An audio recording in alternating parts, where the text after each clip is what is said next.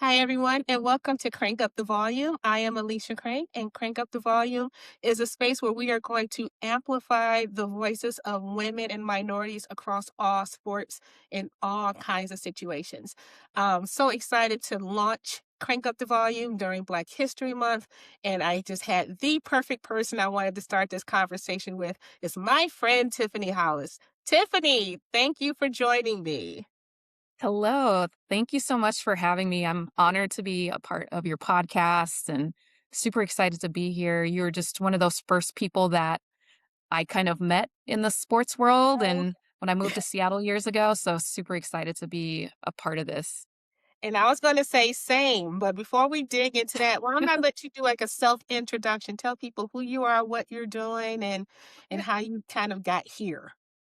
Yeah. So I'm Tiffany Hollins, originally from Las Vegas, but I've been here in Seattle just a little over 4 years now. So I currently work for the Seattle Storm. I'm their senior director of corporate partnerships. So I'm the person who's trying to bring in new business, brands, companies, organizations who would like to partner with the Seattle Storm that just align with what we believe in and things that our team is really passionate about. So, yeah, we're super involved in the community. So, we love to work with brands and partners who also align with that. Yeah, and I was gonna say, you said I was one of the first people that you met. You were also one of the first people that I met as I started kind of going through the sports stage here, in Greater Seattle, because you were with, the Sounders, I think, Yes. when we first Yes. initially met. So, yeah, so you've been ingrained in the Seattle sports scene for a while. Yes, I've seen some things in the sports world of Seattle. I moved out here originally for back in January 2022 for a role with the Sounders on their partnership marketing team. I grew up playing soccer, loved it as a kid, still love it. One of my favorite sports to watch. And I know we can talk about soccer a little bit more going down the line.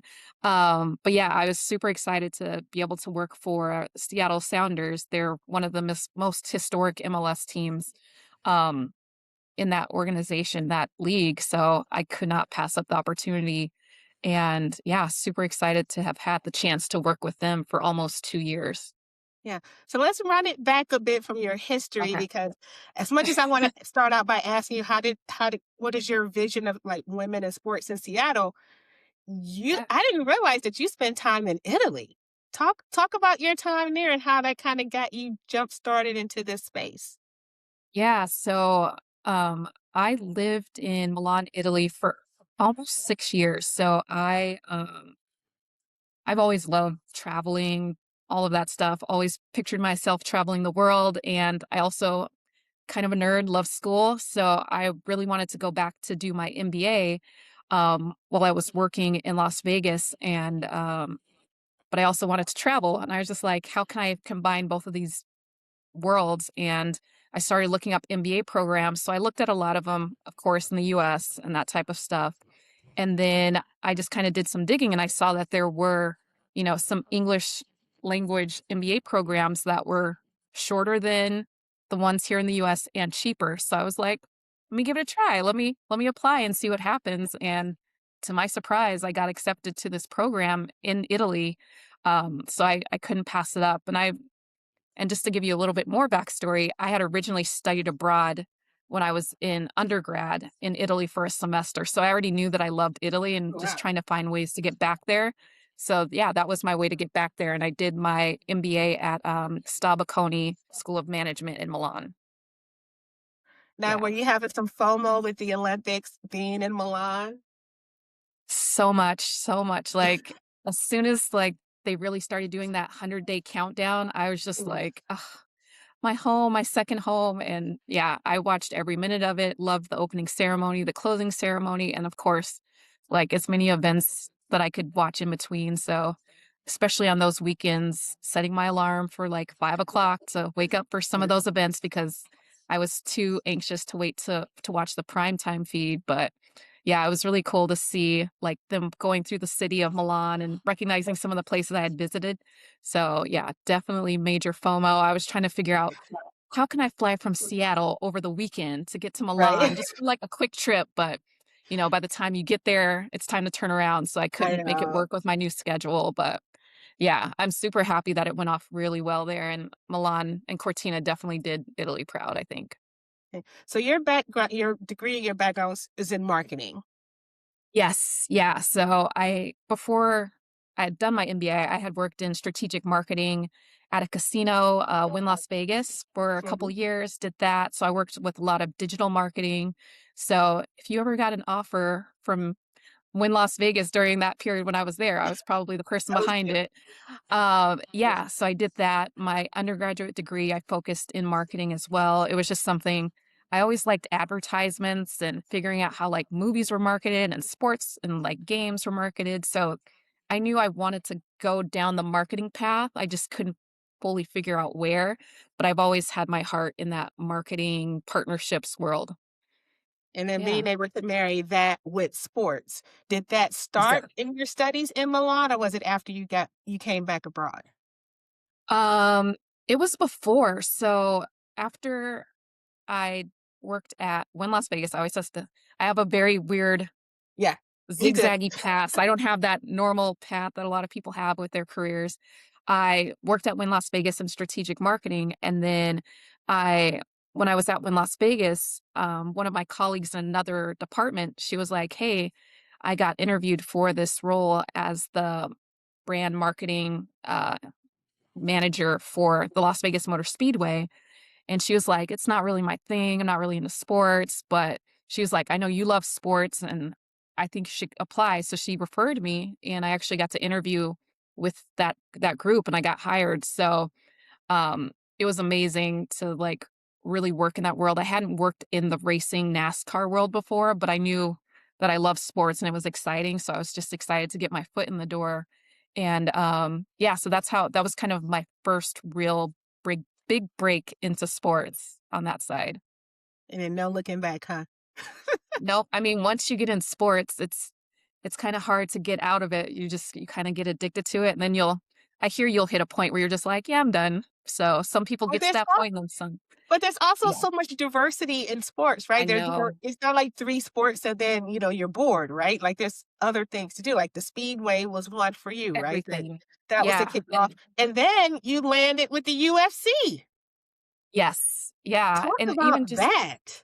during that time when I actually did my MBA, I was very intentional about like what I wanted to do once I finished my program too. So I told them, I was like, I want to work in sports. So any internships, projects that you want us to do, tie mine to sports somehow. And I got lucky enough that my internship ended up being with this alcohol brand called Campari, Mhm. and they manage Aperol Spritz, and so they had Yeah. the partnership with Manchester United, so I got to work on that partnership with, a global soccer brand, so that was one where I was like, "Okay, so partnership, sponsorship is really, like, that sweet spot because you're doing marketing, you're doing, like, sales, you're working with ticketing, you're working with PR, you're working with legal, so you're kind of across everything, and that's where I really learned that I loved, like, the sponsorship, partnership side for sure.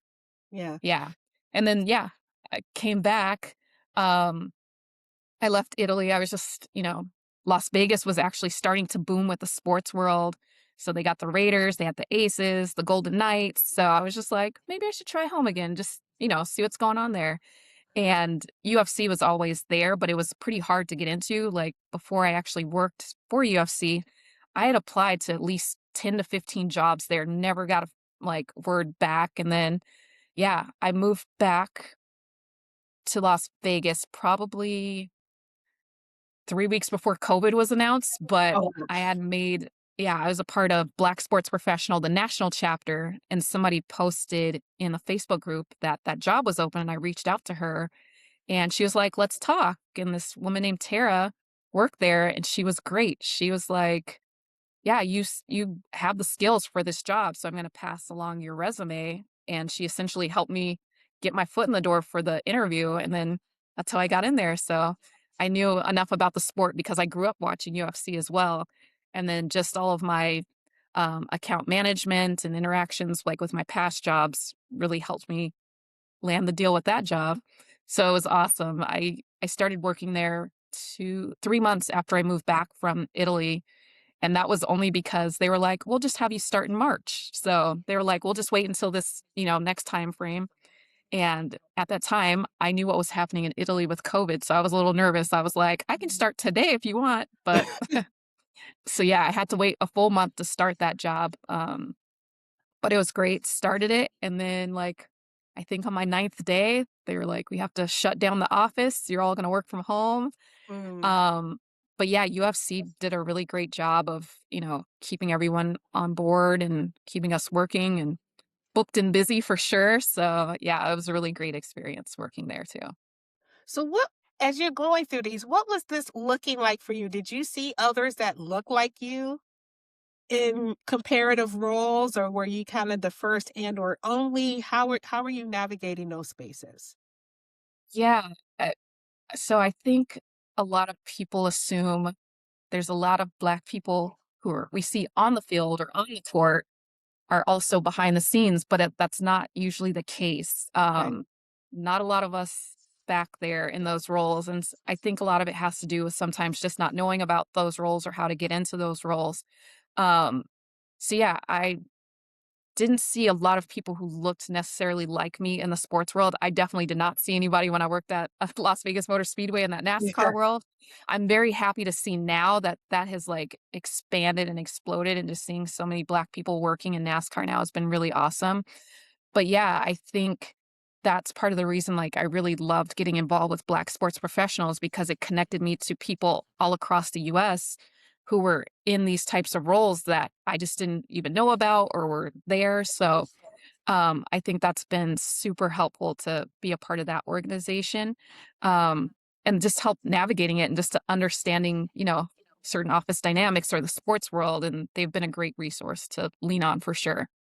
And I was so happy that you moved here, number 1, and then 2, you helped to find the Seattle chapter of Black sports professionals, and it has just been such a lifeline, not only for me, but even just folks that are newer that are coming into Seattle and into the sports world, whether it's the front office or the back office, and asking, "Where can I find other people like you and me?" And I'm like, "Oh, you So had to go on LinkedIn and go find this group."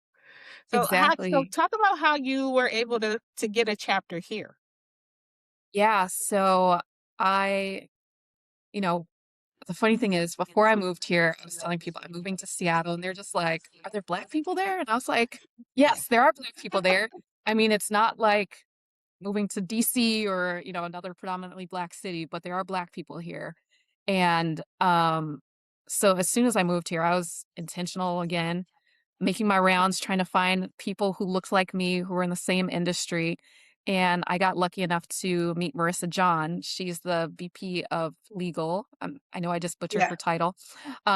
VP of Legal Affair or General Counsel at the Seahawks. And we actually met at another women's in sports and events um, like meetup, and they're called Wise. Right. So we connected right away, and we were just like, "Hey," like, we almost look like the Spider-Man meme, like pointing at each other. And we connected immediately, and we were just like, "We got to start something for other Black sports professionals," because, she would know one or two people here, I would know one or two people here, and then they would know an additional group of people. So it was just like, we could all connect and really do some great things in the community and, be a great source of, knowledge and referrals and all those types of things. So, yeah, Marissa and I started that in 2023, I believe. Mhm. So, yeah, that was like so important for us to get that off the ground. And so we worked closely with the national chapter, which is based out of Ohio, Mhm. um, with this guy named Bruce. And he's been around forever, like helping to start these chapters. And yeah, so that's how we got that one started here, and it was just we slowly went to, like, making our connections at all the teams and just like, "Hey, do you have people who'd wanna be a part of this?" And now it's over 70, maybe even closer to 90, if I don't wanna aim Mhm. too high, but it Yeah. definitely 70 people, and we've had just great turnouts at some of our events where, we've had panels, we've done some mentoring, and it's just really cool to see Mhm. this community grow and seeing like members connect and do other side projects on their own. And One of our on our board, a guy named Daniel, he's been our graphic designer and helping us create a lot of our graphics for BSP. He's worked with the Seawolves, the rugby team here, and they're all making these connections. And so it's been really awesome to have see that community really being built.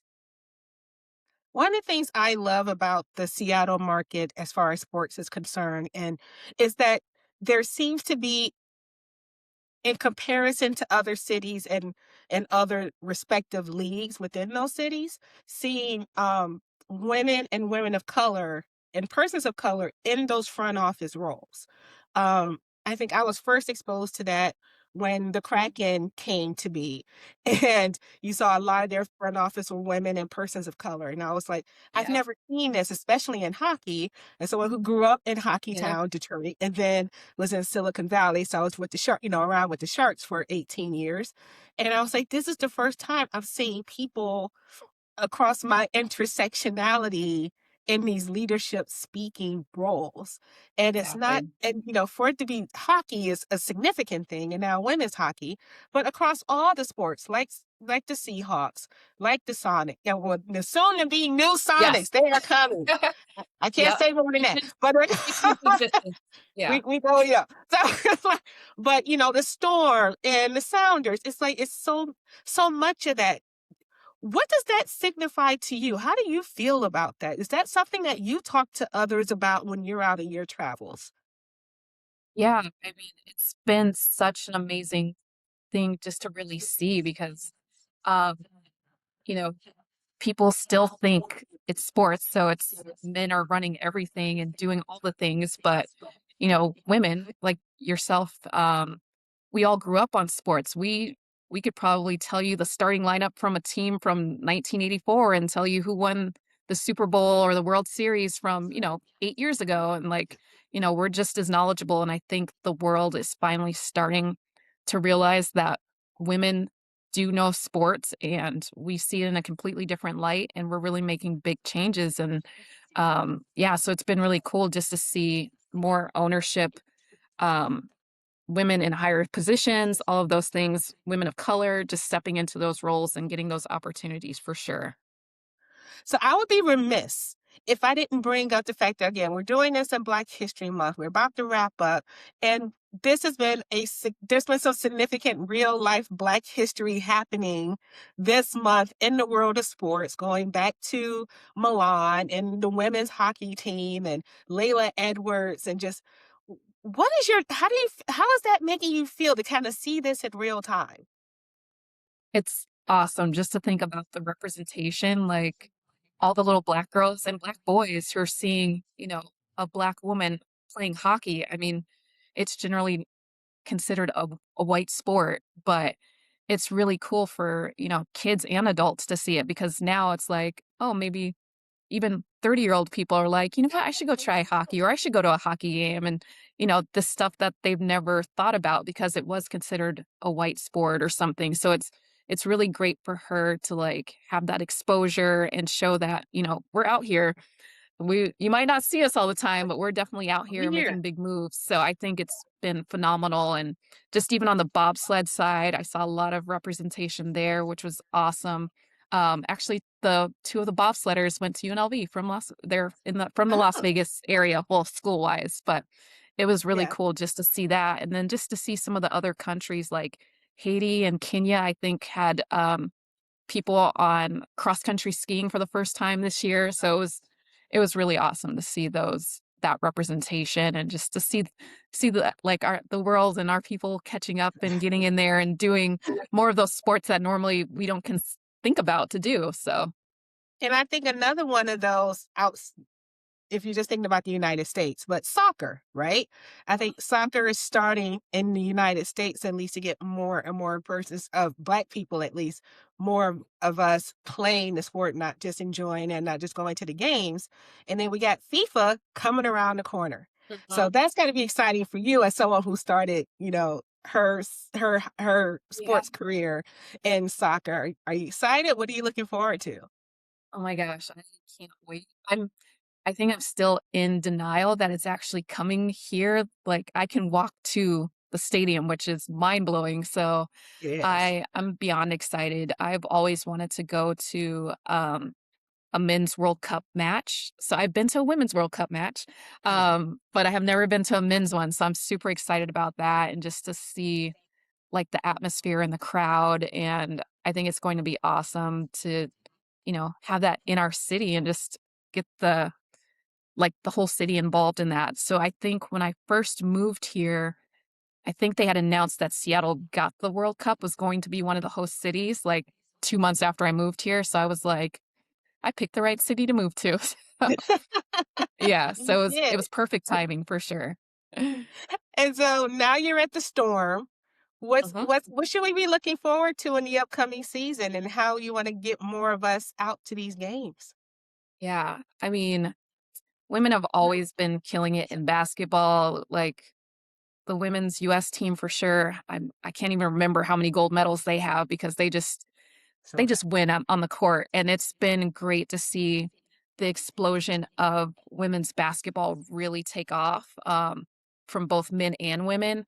Like, I've I haven't had the chance to see I didn't get the chance to see Angel Reese play for LSU, but, like, now to see her play with the Chicago Sky and, like, the Storm, just they've had so many legendary players come through, and it's amazing just to see that continue to grow, and I feel like we haven't even, like, hit the tip of the iceberg yet, like, it's just gonna continue to grow, and, like, it's been great to have brands very excited to come in now, so they're, like, reaching out to us, like, "What can we do? How can we be involved?" Like, we see, like, people are invested in women's sports, and they really wanna be there, so it's been amazing to see that growth, and you can still feel that we're just at the very beginning of it, so yeah, and I think this year, with the next draft that's coming in with the new round of college, women who are playing, I mean, it's the buzz is already there. People are just waiting to see where these ladies land, and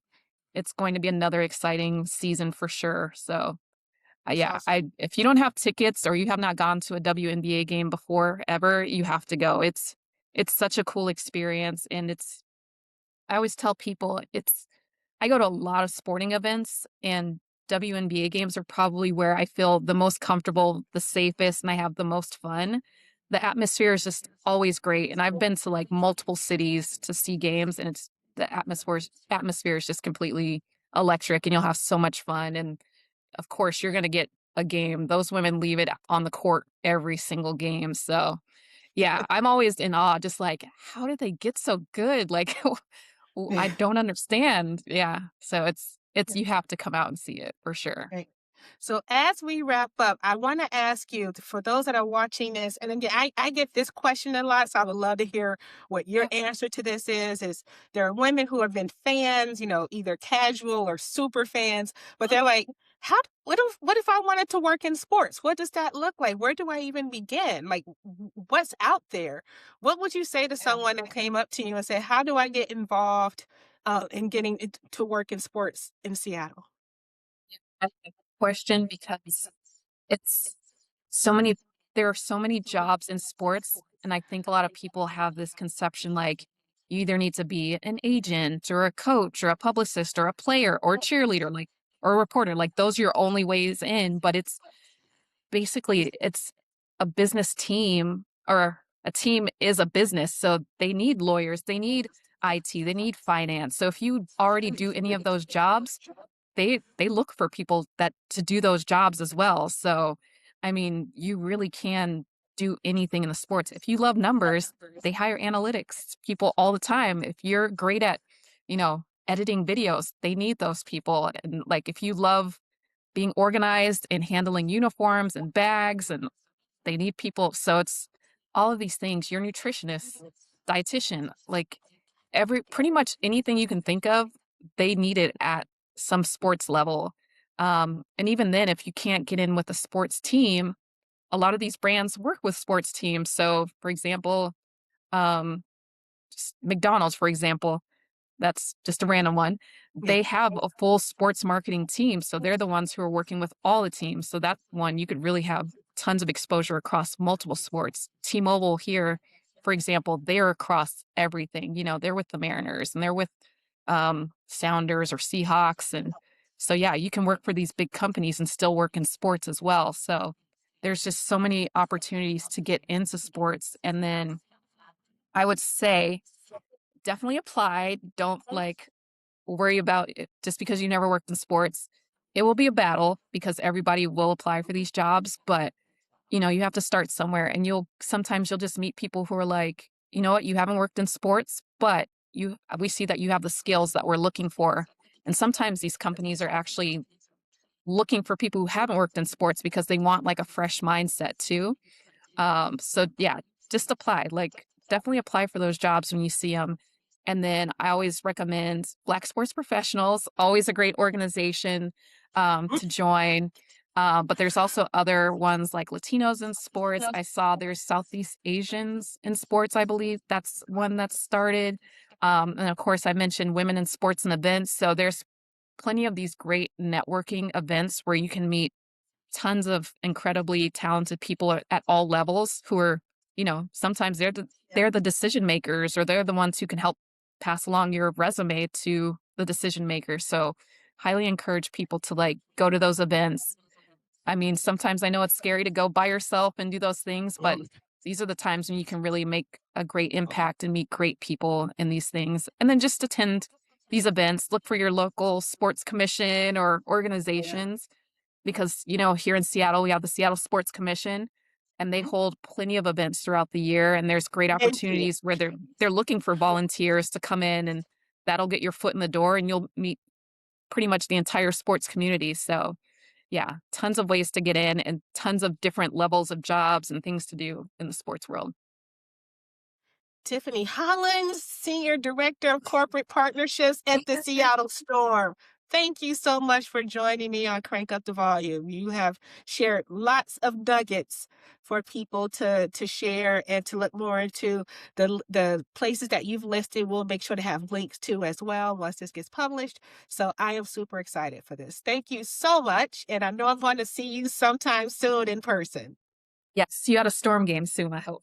Absolute first game, of course. Yes, yes, we have to have you out. And I'm so proud of you for launching this. I couldn't think of a better person to be doing this and really sharing a spotlight on this community. And I think you're going to do amazing things with it. So super proud of you. I I appreciate you, Fred. Thanks so much. And until next Yeah. time, everybody, thanks for joining us on Crank Up the Volume.